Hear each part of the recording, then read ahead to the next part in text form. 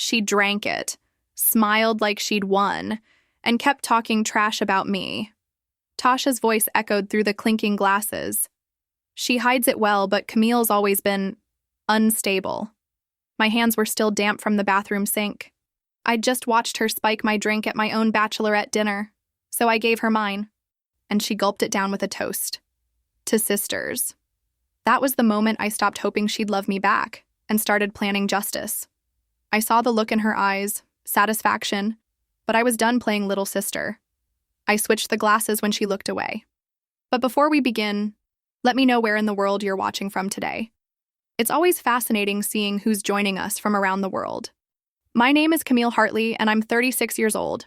These days, I split my time between my marketing consultancy and finalizing details for my spring wedding to Aaron Dellinger, my thoughtful architect fiancé who proposed last summer. My older sister Tasha Hartley, a PR executive who's always commanded every room she enters, has thrown herself into helping plan the ceremony, maybe a little too enthusiastically. When she hugged Aaron at our engagement dinner, her perfume lingered on his collar hours later. I've spent decades making excuses for her competitive nature, but something feels different now. Her smile doesn't quite reach her eyes when she congratulates me, and I catch her studying me during family dinners like she's measuring something. What she doesn't realize is that I've finally learned to read between her lines. But let me start from the beginning. The bridal shower was exactly what you'd expect from my sister, which should have been my first warning. Tasha had transformed her spacious downtown loft into something straight out of a wedding magazine spread.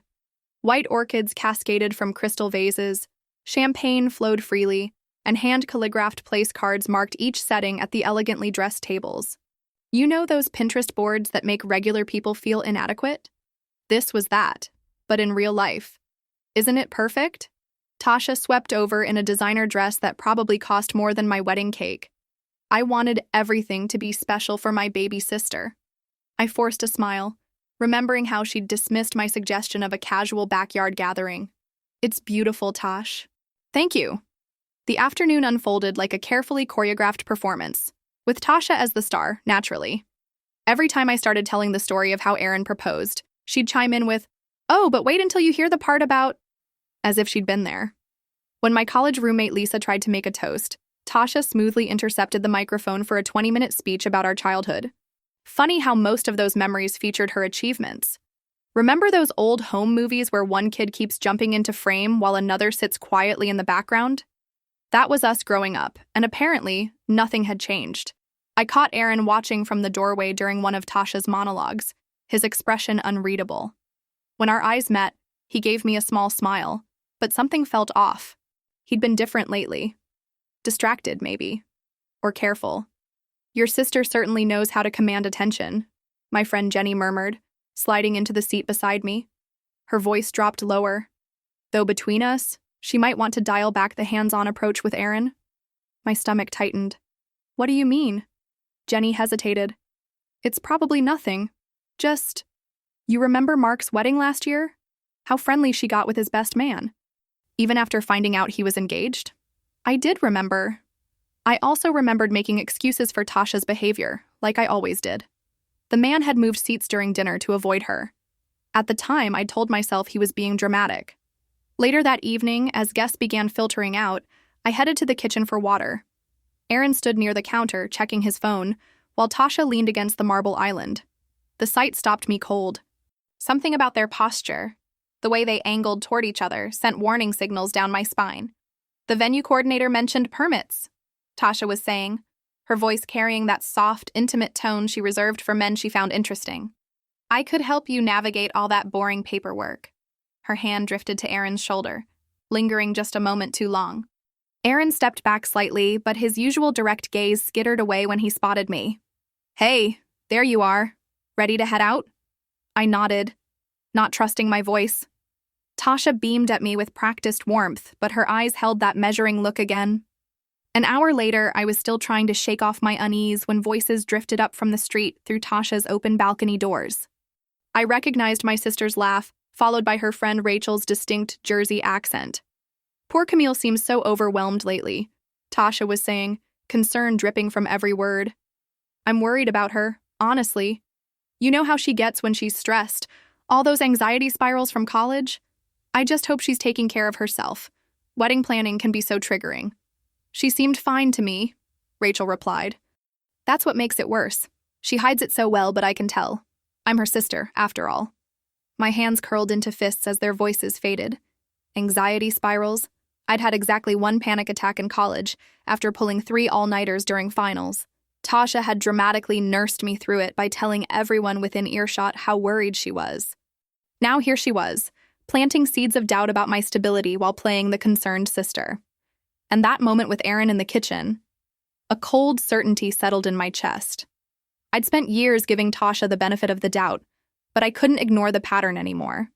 The excessive party planning, the constant spotlight stealing, the subtle undermining of my relationships, it all pointed to one impossible question.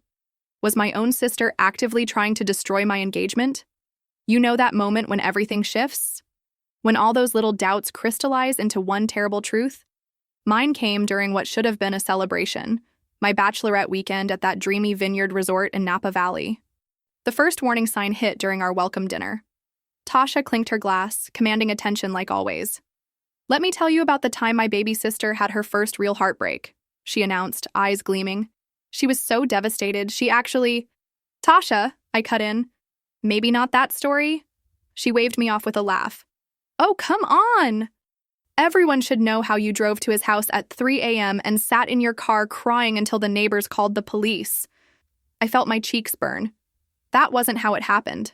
I'd gone to check on my high school boyfriend after his grandmother died. And yes, I'd gotten emotional, but there were no police. Trust Tasha to twist a moment of genuine grief into something that made me sound unhinged. Speaking of men, she continued, swirling her wine, Aaron's really filled out since college, hasn't he? Those architect arms… She fanned herself dramatically while my friends shifted uncomfortably. The weekend didn't improve. Every activity, every meal became another opportunity for Tasha to showcase her carefully curated greatest hits of crazy Camille stories.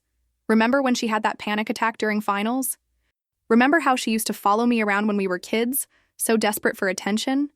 Remember that time she got too attached to her boss's son at the company picnic? I didn't remember half these stories because they never happened. But Tasha told them with such conviction, such seemingly genuine concern, that I caught my friends exchanging worried glances. The final night's dinner was at the resort's signature restaurant, all candlelight and crystal. I'd barely touched my first glass of champagne, too focused on watching Tasha work the room. She'd positioned herself at the center of the table, holding court with tales of our shared childhood, most of which painted her as the stunning, successful sister and me as her unstable shadow. More champagne? The server appeared with a fresh bottle. Oh, let me help! Tasha practically leaped up. I know everyone's preferences. That's when I saw it. Maybe she thought I was distracted by the dessert menu. Maybe she'd grown careless after 2 days of successfully painting me as emotionally fragile. But as she reached across to help pour, I caught the quick movement of her hand, something small and white dropping into my glass. My heart slammed against my ribs. The room suddenly felt too bright, too loud, but I forced my face to stay neutral. Years of practice hiding reactions to Tasha's jabs finally paid off. She settled back, satisfied. A toast to my darling sister. Wait, I said, standing up. Let me freshen up first. Don't drink without me. In the bathroom, I gripped the marble counter and stared at my reflection. The fluorescent lights made me look pale, but my hands weren't shaking. Fury has a way of steadying you. When I returned, Tasha was deep in conversation with my maid of honor. I picked up my glass, then pretended to stumble slightly. Oops! Tasha, I think I splashed some in your glass. Here, take mine. It's fuller anyway. She hesitated for a fraction of a second, so brief anyone else would have missed it. Then that practiced smile spread across her face. So thoughtful as always. I raised my glass.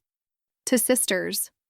To sisters, she echoed, that familiar smirk playing at the corners of her mouth. She took a long, deliberate sip. My own champagne tasted like metal on my tongue. What had she put in that glass? Something to make me sick? To make me seem drunk and unstable?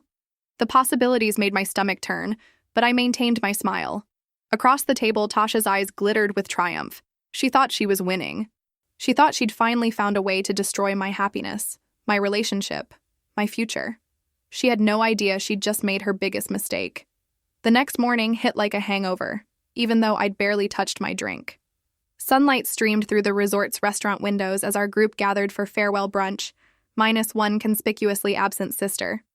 "Has anyone heard from Tasha?" Lisa, my college roommate, asked while buttering her croissant. Right on cue, my phone buzzed. A group text from the woman herself.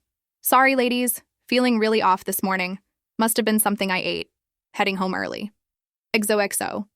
I stabbed my fork into a piece of melon, remembering how eagerly she'd downed that champagne. "Something you ate? More like something you meant for me to drink." You know that feeling when puzzle pieces suddenly click into place? Like when you finally spot the pattern in one of those Magic Eye pictures from the 90s? My mind raced backward through the past few weeks, seeing everything with horrible clarity. There was the chance meeting at my favorite coffee shop where Tasha just happened to run into Aaron. The way she'd touched his arm, laughing too loud about some shared joke. I'd written it off as Tasha being Tasha, always performing, always center stage. Then came the worried phone calls from mutual friends. "Is everything okay with you and Aaron?" they'd ask. "Tasha mentioned you've been having a rough time lately." My hands trembled as I reached for my water glass. The conversations I'd dismissed as routine sister drama transformed into calculated moves. Each concerned comment, each helpful suggestion that maybe the wedding was causing too much stress, they weren't random. They were breadcrumbs, leading straight to last night's attempted drugging. "Earth to Camille!" Lisa waved her hand in front of my face. "You okay? You've been quiet." I forced a smile. "Just tired, big weekend, you know?" But I wasn't tired. I was furious. And beneath the fury, something else stirred. A cold, clear certainty. This wasn't just about sabotaging one night. This was about sabotaging everything. The drive home felt endless. I kept replaying moments that had seemed odd, but not quite wrong. Aaron's subtle withdrawal whenever Tasha came up in conversation. The way he'd started asking if I was feeling all right more often. Even the incident last Tuesday when he'd found me crying over an old photo album. Perfectly normal wedding nostalgia, but he'd looked worried. Too worried. The moment I got home, I kicked off my heels and called Aaron. "Hey, can you come over? We need to talk." He arrived looking tense, like he'd been expecting this conversation. I made us coffee, just like I had on our first real date, and cut straight to the chase. "Has Tasha said anything to you? About me?" The hesitation before his answer told me everything. "What do you mean?" "Aaron." I set my mug down. "Please, just tell me." He ran a hand through his hair, his nervous tell. "She might have mentioned being concerned about you, about the wedding pressure getting to you." "What else?" Another pause. "She showed me some texts. From you. About feeling overwhelmed, having dark thoughts." His green eyes clouded with worry. "But they didn't sound like you. Because they weren't from me." My stomach clenched as pieces kept falling into place. The emergency lunch meetings where Tasha insisted on having Aaron's number, just in case. The times she'd borrowed my phone to check her email when hers was dead. "Those weren't my texts," I said quietly. "What?" "They weren't from me." I met his gaze steadily. "Tasha's been setting me up, making me look unstable. She tried to drug me at the bachelorette party last night. But I saw her do it and switched our glasses." His face went through a rapid series of emotions, confusion, disbelief, and finally dawning horror. "That's why she texted this morning saying she was sick?" I nodded. "She drank whatever she meant for me." Jesus. He slumped back against the couch. I knew something felt off, but I never thought... He trailed off, shaking his head. Why would she do this? The answer was simple, really. I'd seen it coming since I first showed her my engagement ring, watched her smile freeze in place as she congratulated me. Because for once in our lives, I have something she wants. And she can't stand it. I knew I couldn't ambush Aaron with this. We needed neutral ground, somewhere the weight of my apartment wouldn't press in on us. "Want to take a walk?" I suggested. "The park's beautiful this time of day." He nodded, probably relieved to escape the tension hanging between us. The late afternoon sun painted everything in soft gold as we followed the winding path around the duck pond. The same pond where he'd first kissed me, actually. Back then, everything had seemed so uncomplicated. My throat felt tight. "Remember when we met at Sarah's gallery opening?" "Of course." A small smile touched his lips. "You were wearing that green dress." Tasha introduced us. The memory stung now. She kept saying how perfect we'd be together. I thought she was being supportive. But now I think she wanted to control the narrative. I stopped walking, turning to face him. She's always done that, positioned herself as the architect of other people's happiness. So when things actually worked out between us, it wasn't part of her script. Aaron finished quietly. I nodded, feeling the familiar childhood ache. Like the time I'd won first chair in orchestra and Tasha had told everyone she'd been giving me secret violin lessons. Or when I landed my first major client and she'd somehow made it sound like her PR connections had sealed the deal. Last night at the bachelorette party, I began, my voice steady despite my racing heart. I saw Tasha slip something into my champagne glass. When she looked away, I switched them. Aaron's face went still. You're sure? I watched her do it. The memory made my skin crawl. She thought I was getting that drink. Instead, she drank it herself. That's why she was sick this morning. We'd reached the old wooden bridge, the one that always reminded me of fairy tales. Except this was no fairy tale, and my sister was no fairy godmother. The thing is, I continued, gripping the railing, it wasn't random. She's been laying groundwork for weeks. Those texts you mentioned, the ones about me feeling overwhelmed, they weren't from me. Aaron leaned against the railing beside me, his shoulder just touching mine. The simple contact steadied me. She's been painting this picture of me spiraling, hasn't she? Making comments about wedding stress, suggesting I'm not handling things well. He nodded slowly. She seemed so concerned. Said she'd noticed changes in your behavior, mood swings. Classic Tasha. I let out a bitter laugh. She's always known exactly how to twist things. Make herself look like the caring sister while undermining me completely. We stood in silence for a long moment, watching ducks glide across the water. Finally, Aaron turned to me, his green eyes intense. I believe you. 3 simple words. But they hit me like a wave of pure relief, making my knees weak. I hadn't realized how terrified I'd been that he wouldn't. We need proof, though, he said, his architect's mind already working on the problem. Something concrete. I know. I straightened up, energy surging through me. And I think I know how to get it. Tasha can't resist playing the concerned sister. So let's give her something to be concerned about. Back at my apartment, I drafted the email, made it look like it came from a therapist, Dr. Sarah Bennett, expressing worry about my recent decision to stop taking medication. I detailed symptoms that would alarm anyone: mood swings, paranoia, difficulty sleeping. Then I saved it to my drafts folder and left my laptop open on the kitchen counter while I ran to the store. When I returned an hour later, Aaron was waiting. I checked my email activity log, and there it was. The email had been forwarded to 2 addresses: Tasha's personal account and Aaron's work email. She took the bait, I said, my voice cold with satisfaction. Aaron wrapped his arms around me from behind, solid and sure. Now what? I leaned back against him, feeling stronger than I had in weeks. Now we wait, and we watch. Because my dear sister just showed her hand, and she has no idea we're playing the same game. The next few days felt like acting in a play, one where I knew every line, every cue, but the lead villain had no idea she was being scripted.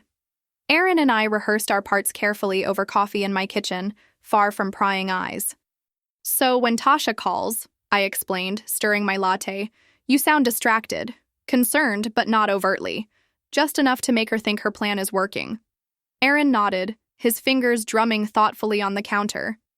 And you'll be playing right into her hands, calling too much, texting about wedding details at odd hours. I smiled grimly, being exactly the unstable bride she's painting me as. The scent of fresh coffee and warm croissants wrapped around us, so normal, so domestic. It reminded me of Sunday mornings before all this started, when my biggest worry was whether to have a spring or summer wedding. Right on schedule, Tasha's number lit up Aaron's phone that afternoon. He answered on speaker, his voice perfectly calibrated to sound distracted. Hey, Tasha. Everything okay? Oh, Aaron, I'm so glad I caught you. Her voice dripped with manufactured concern. I've been worried about Camille. Has she seemed off to you lately? I pressed my hand against my mouth to stay silent, watching Aaron's jaw tighten. She's been pretty focused on the wedding, he replied carefully. That's just it. Tasha's sigh could have won an Oscar. I'm worried it's becoming an obsession. The late night calls, the mood swings. You know about her history with anxiety, right? Aaron caught my eye, and I nodded encouragingly. He was playing it perfectly. I didn't know there was a history. Oh. Tasha's pause was theatrical. Well, I probably shouldn't say more. Just keep an eye on her, okay? And if you need someone to talk to. After the call ended, I let out a long breath. She's getting bolder. The next week proved me right. Tasha started showing up at Aaron's office with coffee, always when she knew I'd be in client meetings. She'd text him articles about wedding stress red flags, or signs your partner needs help. Each time Aaron would show me immediately, his disgust growing. Remember those old home movies where Tasha would push me out of frame, then pretend she was trying to pull me back in? This felt like that, but with much higher stakes. We needed concrete evidence, something undeniable. That's when Aaron suggested the cameras. The rehearsal dinner, he said one evening as we walked through the venue. It's perfect. She'll be relaxed thinking she's winning, and everyone important will be there to witness whatever she does. I studied the elegant dining room, mentally mapping angles. We'll need multiple viewpoints. Audio too. Leave that to me. Aaron squeezed my hand. I know some guys who do high-end security installations. They can make it look like part of the venue's system. The next morning, I met with the venue coordinator, Martha, spinning a story about wanting to capture candid moments. She was happy to let us install additional cameras for the evening. 2 days before the rehearsal, Aaron's security team worked their magic. Tiny cameras blended seamlessly with the crown molding. Microphones disappeared into centerpiece bases. Everything fed into a tablet we could monitor in real time. Testing, I whispered, walking the room. Aaron gave me a thumbs up from his tablet screen. That evening, Tasha called me, voice honey sweet. Just checking in, baby sis. How are you holding up? I let my voice quaver slightly. I'm fine. There's so much to do. Oh, sweetie. Her false sympathy made my skin crawl. Maybe you should think about postponing. No one would blame you for taking a break to get yourself together. I thought about the cameras waiting silently above us, about the evidence building in our private cloud folder, about years of her subtle sabotage. Actually, I said, I've never been more sure about anything. When I hung up, Aaron pulled me close. You okay? I nodded against his chest, breathing in his familiar scent. For the first time in weeks, I really am. The day of the rehearsal dinner arrived bright and clear. I watched Tasha sweep in, resplendent in a dress that nearly outshone my own. But this time, her calculated perfection didn't bother me. Let her preen. Let her plot. I smiled at my sister across the room, a real smile, because for once, I wasn't pretending. The cameras were rolling, the trap was set, and Tasha had no idea she was about to star in her own exposé. The moment Tasha walked into the rehearsal dinner wearing that white cocktail dress, I knew. This wasn't just another power play. This was her endgame. You know that feeling when you're watching a horror movie and you want to scream at the character who doesn't see the killer coming? That's how I felt watching her work the room. Only this time, I was 3 steps ahead. Quite a statement, Aaron murmured, his hand steady on my back as Tasha air-kissed her way through the crowd. I squeezed his fingers. Just wait. The evening flowed like expensive champagne, all bubbles and false sparkle. I kept one eye on the tablet discreetly propped near my place setting, its screen split between 4 camera feeds. Every few minutes, I'd catch Tasha glancing at Aaron, testing his reactions. Each time he played his part perfectly, distracted, uncertain, exactly like a man having second thoughts. When dinner wound down and the toasts began, I felt my pulse quicken. This was it, the moment we'd been waiting for. Oh, I simply must say something about my baby sister. Tasha stood, crystal glass catching the light. Her voice carried that familiar lilt that always preceded her cruelest cuts. You know, watching Camille plan this wedding has been interesting.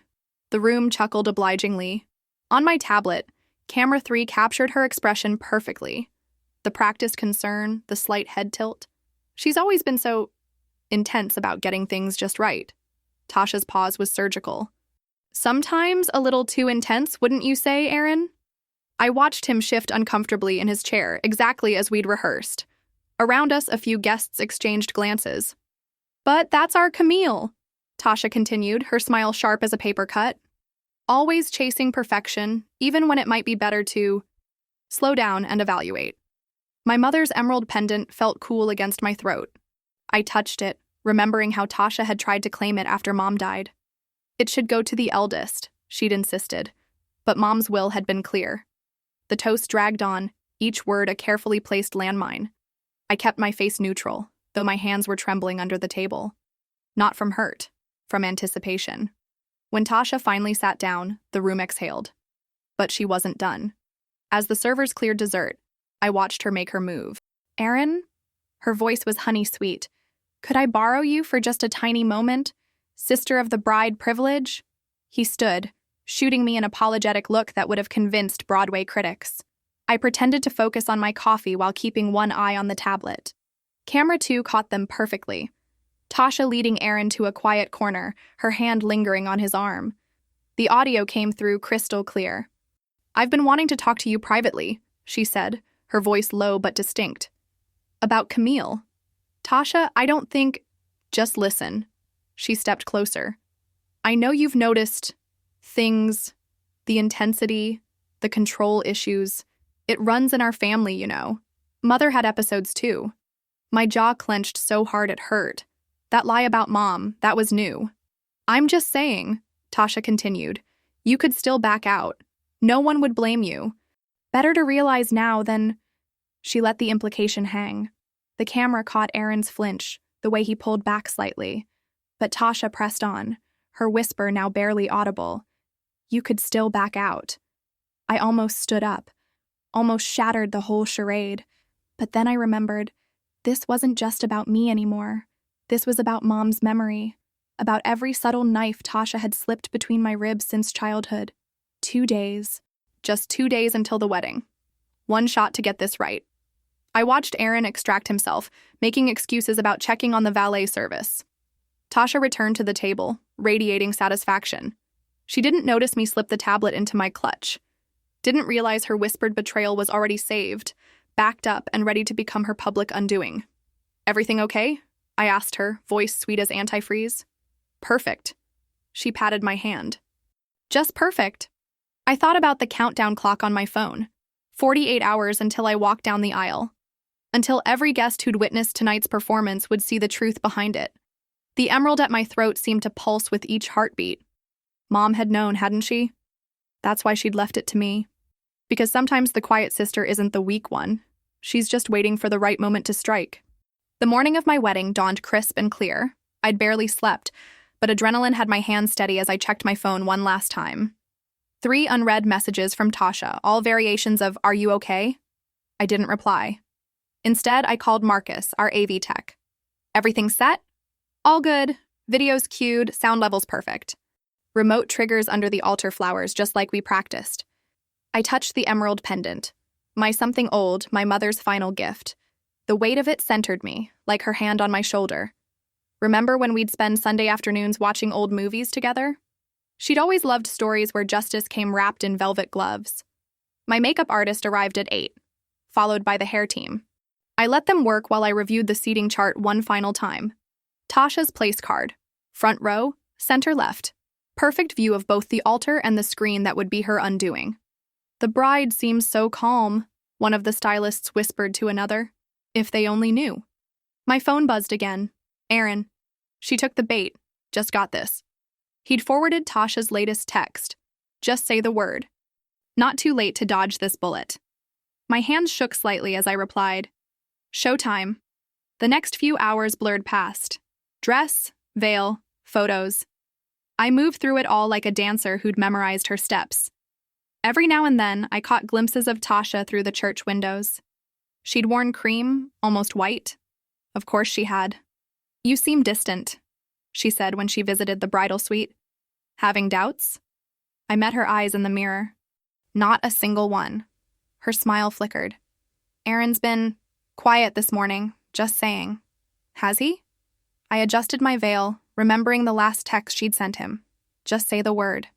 My blood simmered, but I kept my voice light. "I'm sure he's fine." The music started at exactly 2 o'clock. I watched from behind the heavy wooden doors as the bridesmaids processed. Tasha went last, her walk more runway strut than ceremonial glide. Then it was my turn. The doors opened. Every head turned. I felt Tasha's eyes on me, searching for signs of uncertainty. But I'd never been more sure of anything in my life. One step, another. The altar seemed miles away. I passed the halfway point. Aaron stood waiting, playing his part perfectly, shoulders tense, smile strained. A few guests shifted uncomfortably. I heard whispers. Tasha's smile grew with each step I took. She thought she was winning, thought her poison had done its work. The priest began his welcome. I kept my eyes forward, but my attention was on the remote trigger hidden among the roses. Just a few more minutes. Dearly beloved. I squeezed Aaron's hands, our secret signal. He squeezed back. We are gathered here today. My heart thundered so loud I could barely hear the words. Almost time. Almost. To join these two? The screen behind us flickered to life. A collective gasp rippled through the church. The priest faltered. And there was Tasha's voice, crystal clear through the speakers. You could still back out. I turned, finally letting myself look at my sister. The color drained from her face as she watched herself on screen, the rehearsal dinner footage sharp and undeniable. The entire congregation sat frozen, watching the scene unfold, watching Tasha whisper her poison, watching her try to destroy my happiness. Someone gasped. A murmur started in the back pews. Tasha stood up, her cream dress suddenly garish in the filtered light. I can explain? But her own voice cut her off, continuing its damning monologue on screen. Better to realize now than... The church fell silent. Every eye turned to Tasha. Every ear strained to hear what would come next. And there we stood, suspended in that perfect moment. The truth finally exposed. The screen filled with more footage, quick cuts of Tasha's campaign against me. Her forwarded concern emails to Aaron about my mental state. Her staged phone calls where she deliberately mentioned my instability just loud enough for others to hear. The rehearsal dinner footage played again, this time with the full context of her hour-long manipulation. The worst part? Her face in every clip. That satisfied little smirk when she thought no one was watching. Like a cat playing with its prey. My hands trembled, but Aaron's grip steadied me. I remembered the morning after the bachelorette weekend, how sick I'd felt knowing what she'd tried to do. Now everyone else knew too. This is ridiculous.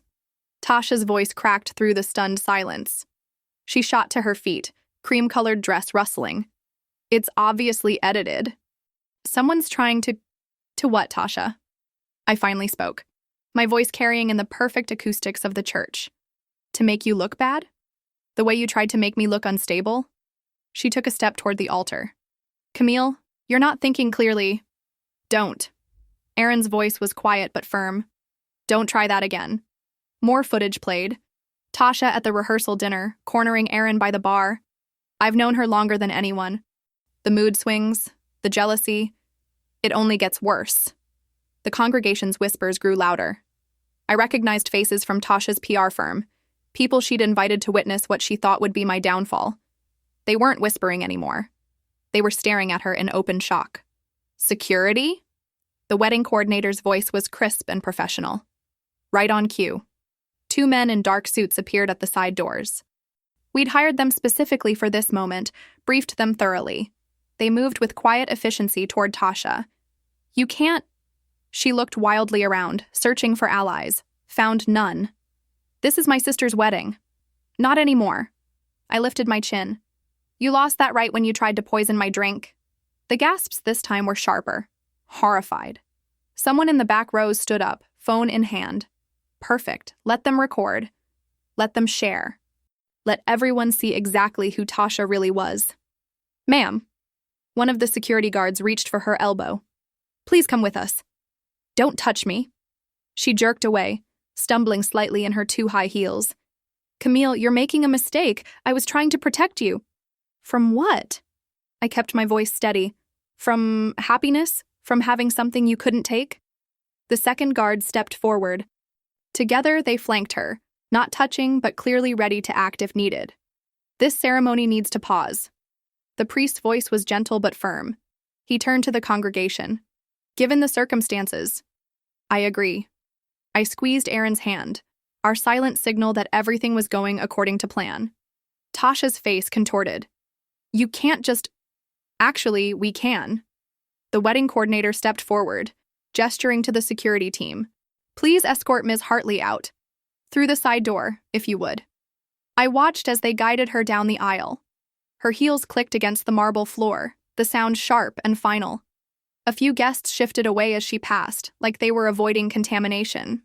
Just before they reached the door, she turned back. Camille? But whatever she planned to say died on her lips when she saw my expression. I wasn't the little sister anymore, desperate for her approval. I wasn't the bride she thought she could manipulate off the altar. I was someone else entirely. The heavy wooden door closed behind them with a decisive thud. In the sudden quiet, I could hear muffled voices from outside. Tasha's protests growing fainter, then silence. I apologize. I addressed our guests, finding strength in the pure relief of truth finally exposed. But this ceremony needs to end here. Murmurs rippled through the pews. Aaron's hand tightened on mine, right on script. The priest cleared his throat. Perhaps we should all take a moment to… No. I smiled, and for the first time in months, it felt completely genuine. We have other plans. The whispers grew louder. I caught fragments. Poor thing, and can't blame her, and after what we just saw… But they had no idea. This wasn't an ending. This was exactly where everything needed to be. 2 days after the wedding that wasn't, I sat in first class next to Aaron, watching Seattle disappear beneath cotton-white clouds. My phone was off, tucked away in my purse where it couldn't interrupt this moment of pure escape. But before we'd boarded, the notifications had been relentless. Screenshots of Tasha's workplace drama flooded our group chats. Remember how she'd loaded the wedding guest list with her PR firm colleagues? That backfired spectacularly. By Monday morning, her agency's CEO had called an emergency meeting. The video of her getting escorted out, complete with her unhinged accusations, had already made rounds on social media. We regret to announce that Tasha Hartley is no longer with Mitchell & Ross PR, their press statement read. Recent events have made it clear her personal conduct does not align with our values. Translation?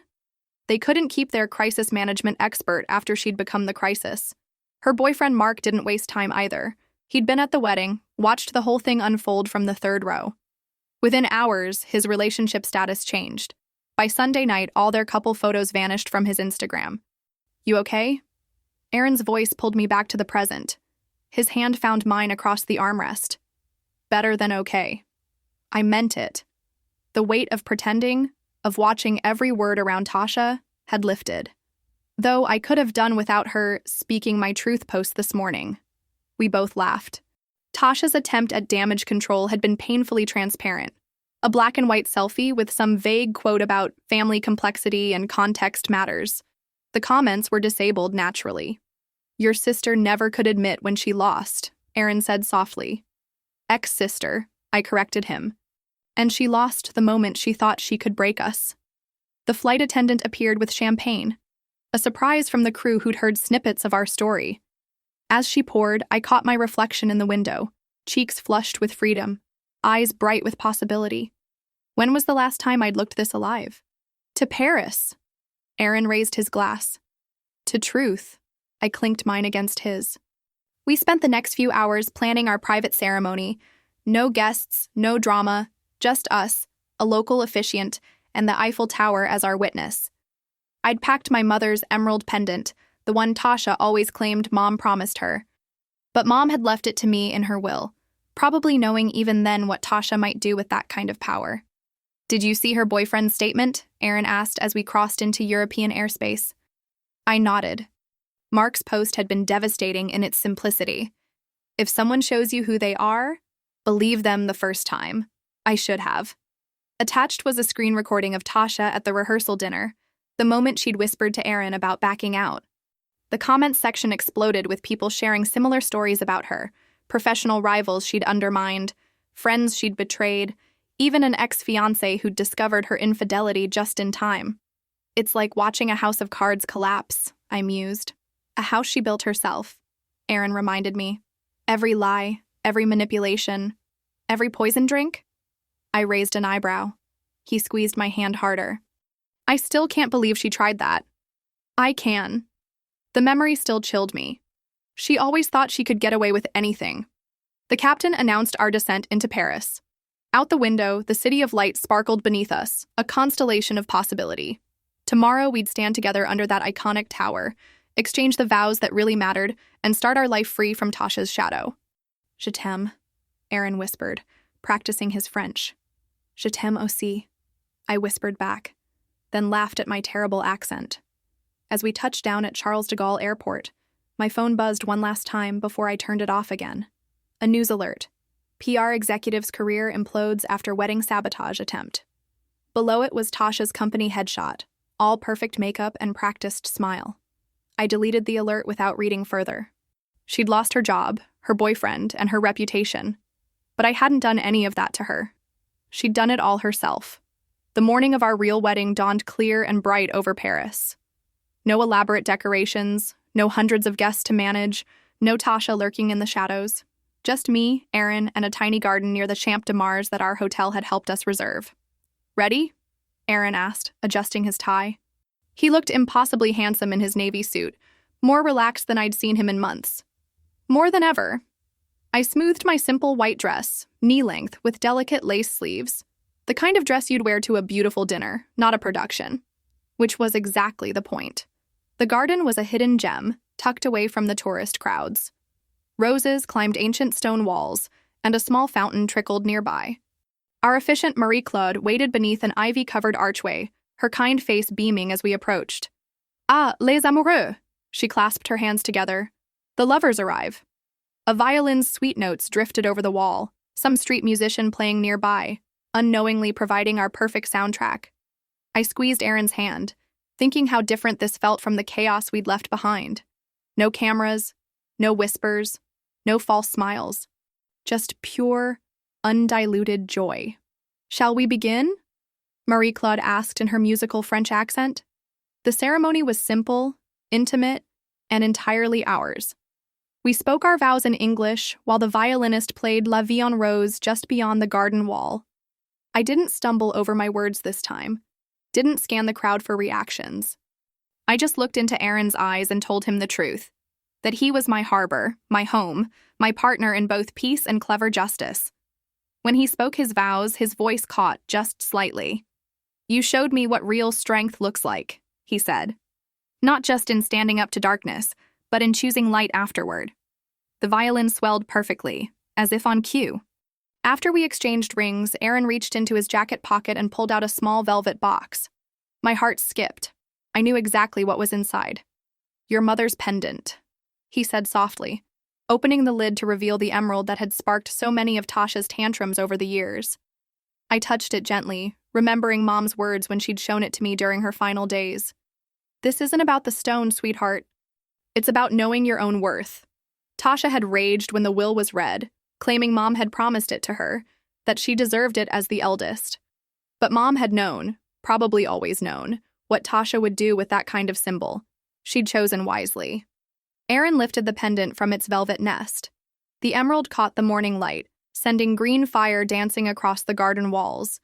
As he fastened it around my neck, his fingers warm against my skin, I felt Mom's presence so strongly it brought tears to my eyes. Perfect, Aaron whispered. Marie-Claude dabbed at her own eyes.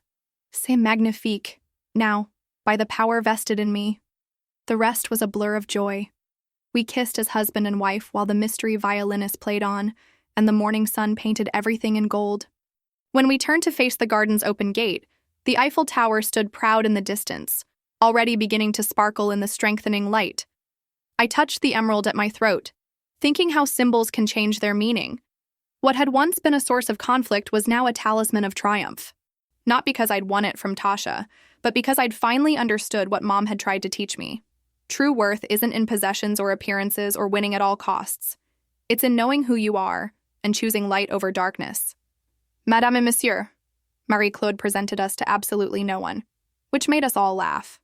The violinist's melody drifted to an end, replaced by the gentle splash of the fountain and the distant hum of Paris waking up. This was what a beginning should feel like, I realized. Not a spectacle, not a production, not a battlefield disguised as a celebration, just peace. Pure, hard-won peace. Aaron's arm slipped around my waist as we thanked Marie-Claude. The emerald caught another sunbeam, sending green light dancing across his face. He grinned. "Beautiful," he said, and I knew he wasn't just talking about the pendant. I leaned into him, savoring the quiet triumph of this moment. No social media posts needed, no audience required, no revenge to plan. Just us, our love, and the understanding that sometimes the biggest victories come in the smallest moments. The morning light strengthened, Paris sparkled, and my heart felt absolutely, perfectly full. 2 weeks after our return from Paris, the emails started rolling in. You know the kind, those carefully crafted messages that sound innocent, but carry daggers between the lines. Most came from mutual friends, testing the waters. "Have you talked to Tasha?" Or, "She seems really upset." I deleted them all. My phone buzzed with another notification while Aaron and I were unpacking the last of my boxes in our new place. The morning sun streamed through floor-to-ceiling windows, warming the hardwood floors. It felt like home already. "Let me guess," Aaron said, setting down a box labeled kitchen. "Another concerned citizen?" I glanced at my phone and felt my stomach tighten. "Tasha." The subject line read, "Please read this." The timestamp showed she'd sent it at 3 a.m. Classic Tasha, burning the midnight oil to craft her perfect narrative. I could almost smell Mom's sugar cookies as I remembered all those late-night arguments in our childhood kitchen, Tasha explaining away whatever drama she'd caused that week, always with that same desperate need to be right, to be the victim, to be the star. "You don't have to open it," Aaron said quietly. But I did. Not because I needed to, but because I wanted to prove to myself that her words couldn't touch me anymore. The email was exactly what I expected. 5 paragraphs of carefully curated self-justification. She wrote about our complicated relationship, about how she'd only ever tried to protect me from making mistakes. She even managed to suggest that drugging my drink had been some twisted form of intervention. My hands didn't shake as I scrolled through her masterpiece of manipulation. That surprised me a little.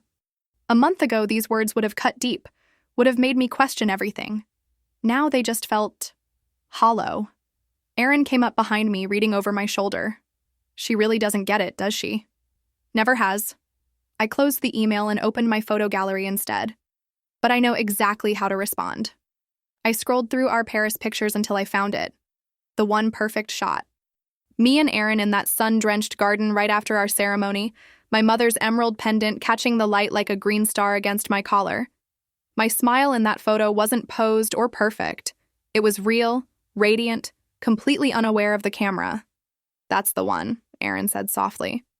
I attached it to a reply email. No caption, no explanation, no words at all. Just that single image of pure, unfiltered joy. Send. "Done," I said, setting my phone face down on the counter. Aaron raised an eyebrow. "That's it?" "That's everything." I picked up another box, this one filled with photo frames. She'll understand exactly what it means. The morning light caught the emerald at my throat, sending little green reflections dancing across the walls. Somewhere across town, Tasha would be opening that email, seeing that photo, realizing that all her careful words meant nothing in the face of genuine happiness. I didn't need to imagine her reaction, didn't need to check if she'd respond. For the first time in my life, I truly didn't care. Aaron and I spent the rest of the morning unpacking, arranging our merged lives into something new and shared. No drama, no performance, no need to prove anything to anyone, just the quiet satisfaction of building something real.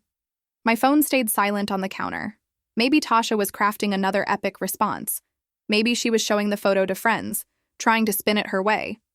Maybe she was finally getting it. But here's the thing about silence. It has its own kind of power.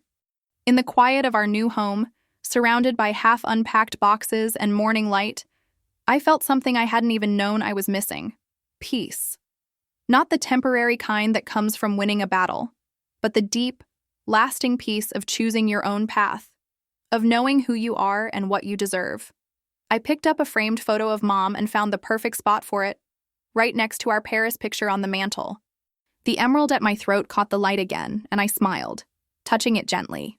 Some battles end with a bang. Others end with a whisper. But the best ones? They end with silence. And the quiet certainty that you've finally, completely, moved on. The Parisian breeze carried the scent of jasmine as I stood on our hotel balcony, watching the city lights twinkle below. Remember those childhood dreams where everything felt possible? This moment had that same magical quality, but it was real. Wonderfully, solidly real. My phone buzzed with another update from home. Tasha's PR firm had made it official. They'd parted ways due to irreconcilable differences. Corporate speak for, "We don't keep saboteurs on staff." Her carefully curated Instagram grid had gone dark, replaced by a single black square and some vague caption about taking time to reflect. I should have felt vindicated, maybe even satisfied. But all I felt was a strange, peaceful emptiness where the anger used to live. Any regrets? Aaron's voice was soft behind me. I turned, taking in his concerned expression. About exposing her? No. About waiting so long to stand up for myself? Maybe. He leaned against the railing beside me. You know what I think? That I'm overthinking things? The words came with a smile. He knew me so well already. That you're exactly where you're supposed to be. The timing, the lessons, all of it. My hand went to Mom's emerald pendant, its familiar weight grounding me. How many times had I watched Tasha try it on in secret, declaring it would look better on her? Even then, she'd been so focused on taking what wasn't hers that she missed the real treasure. Mom's quiet strength, her ability to find beauty in small moments. You would have loved her, I told Aaron, thinking of Mom's gentle wisdom. She had this way of seeing through people's masks, you know? Not to judge them, just to understand. Like mother, like daughter. He squeezed my hand. I laughed softly. Took me long enough to learn that lesson. The Eiffel Tower sparkled in the distance, a constellation of man-made stars. From our balcony, I could see couples strolling along the Seine, their lives untouched by the drama we'd left behind. How many of them were wrestling with their own battles? How many were finally learning to choose peace over performance? A message flashed on my phone, a photo from one of Tasha's college friends. My sister, looking uncharacteristically disheveled, moving boxes out of her boyfriend's apartment. Ex-boyfriend's apartment. The caption read, "Karma really does come full circle." I deleted it without responding. You don't want to see? Aaron asked, noticing my quick dismissal. I don't need to. I set the phone face down. That's not why I did this. Why did you? The question made me pause, not because I didn't know the answer, but because it mattered that I got it right. Because some lies need to be exposed, because letting her continue would have poisoned everything. My peace, our marriage, maybe even who I am. I touched the emerald again. Mom used to say that the truth isn't always kind, but it's always necessary. Aaron disappeared into our suite and returned with 2 champagne flutes. The bubbles caught the moonlight, turning each glass into a miniature galaxy. To necessary truths, he said, handing me one, and to choosing peace. Our glasses clinked softly. Below us, Paris continued its evening dance. Somewhere in Portland, Tasha was probably crafting her comeback story, finding ways to spin betrayal into martyrdom. But her words couldn't reach me here. Not anymore. I looked at my reflection in the window glass. The woman I'd become standing ghost-like over the woman I used to be. The one who smoothed things over, who accepted barbed compliments with a smile, who thought family loyalty meant enduring poison. That version of me felt like a stranger now. A warm smile spread across my face as Aaron stepped closer, his presence solid and real against the dreamlike Paris night.